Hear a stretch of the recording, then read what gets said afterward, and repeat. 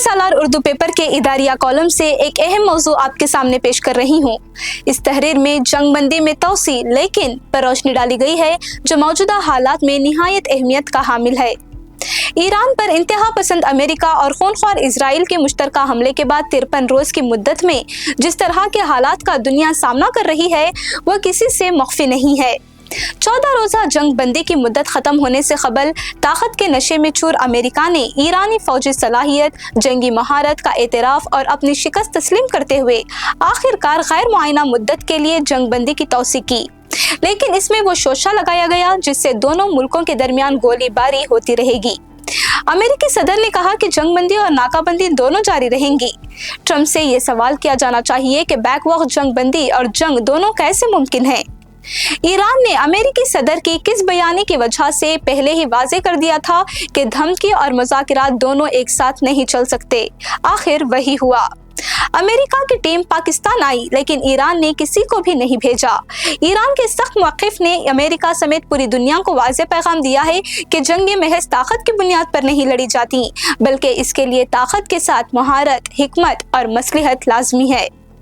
بہرحال اس جنگ کے نتیجے میں بڑھتے ہوئے سنگین اور پیچیدہ حالات کے درمیان امریکہ اسرائیل کی جانب سے ایران پر مسلط کردہ جنگ کے نتائج کے بارے میں سوالات اٹھنے شروع ہو گئے ہیں کہ دنیا کے کتنے ممالک کو اس کا خمیازہ کب تک بھگتنا پڑے گا۔ بہت سے ممالک میں پیدا ہونے والے قدرتی گیس اور تیل کے بحران کے پیش نظر، خاص طور پر جب سے آبنائے ہارمز کی ناکہ بندی کی گئی ہے، ایک فطری مطالبہ ہے کہ امریکہ اور ایران کے موقف سے قطع نظر اور عالمی مفاد میں اپنے اقدامات میں اعتدال پیدا کریں اور جنگ کو اندر سے ختم کریں۔ یہ کوئی ڈھکی چھپی بات نہیں ہے کہ جب سے ایران نے اسرائیلی اور امریکی حملوں کے جواب میں آبنائے ہارمز کو بند کیا ہے، تب سے ہندوستان سمیت کئی ممالک میں قدرتی گیس اور تیل کی سپلائی بڑے پیمانے پر متاثر ہوئی ہے، جس سے وہاں کی زندگی بری طرح متاثر ہوئی۔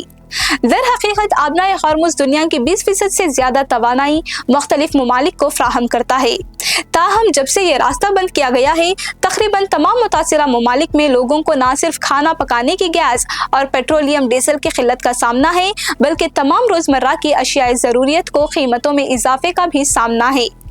افسوس کہ ٹرمپ کی جانب سے جنگ بندی ختم ہونے کے بعد ایرانی جہازوں کو قبضے میں لینے اور ایران پر بے شمار بم گرانے کی دھمکیاں دی جا رہی ہیں۔ سوال یہ ہے کہ جنگ بندی کے اعلان کے باوجود امریکہ ایسے جارحانہ بیانات کیوں جاری کر رہا ہے اور سفارتی مذاکرات کو آگے بڑھانے میں سنجیدگی کیوں نہیں دکھا رہا؟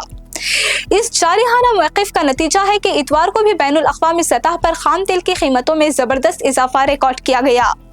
مزید برآں ایران سمیت خلیجی ممالک میں تیل کی تنصیبات پر حملوں کا پیمانہ تیل کی عالمی قیمتوں کو متاثر کرنے کا پابند ہے۔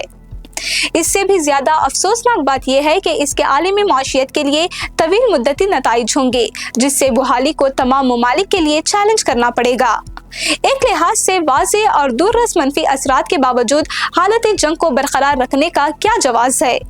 سب سے اہم بات یہ ہے کہ یہ پورا واقعہ ایک بدلتی ہوئی دنیا کی طرف اشارہ کرتا ہے جہاں جنگ اب کھلے عام نہیں بلکہ چھپ کر لڑی جاتی ہے۔ جنگ کا مطلب کبھی ٹینک، میزائل اور کھلا تنازع ہوتا تھا، لیکن اب اس کا مطلب راستوں پر کنٹرول، سپلائی چینز پر کنٹرول اور معاشی دباؤ ہے۔ ان تینوں کو سنبھالنے والا ملک حقیقی طاقت بنتا ہے۔ خلیجی خطہ طویل عرصے سے دنیا کی توانائی کی فراہمی کے لیے ایک اہم راستہ رہا ہے اور وہاں کی ہر ترقی کا عالمی اثر ہوتا ہے۔ اگر مستقبل میں اس طرح کی کارروائیاں بڑھیں تو اس کا اثر براہ راست عام لوگوں کی زندگیوں پر پڑے گا۔ تیل کی قیمتیں بڑھیں گی، اشیاء مہنگی ہو جائیں گی، سپلائی میں تاخیر ہوگی اور مارکیٹ میں عدم استحکام بڑھے گا۔ لیکن یہ سب کچھ ایک ساتھ نہیں بلکہ بتدریج ہوگا۔ یہ اس قسم کی جنگ کا خاصہ ہے۔ یہ کم نظر آتی ہے اور اس کا اثر زیادہ ہوتا ہے۔ بالآخر اگر ہم اس پورے واقعے کا خلاصہ کریں تو یہ کہا جا سکتا ہے کہ خلیج میں جو جہاز روکا گیا وہ صرف ایک جہاز نہیں تھا بلکہ ایک سگنل تھا۔ اس سے ظاہر ہوتا ہے کہ اب لڑائی سرحدوں پر نہیں بلکہ سڑکوں پر ہوگی، اور جو بھی سڑک کو کنٹرول کرے گا اس کا فیصلہ آنے والے وقت میں اقتدار ہی کرے گا۔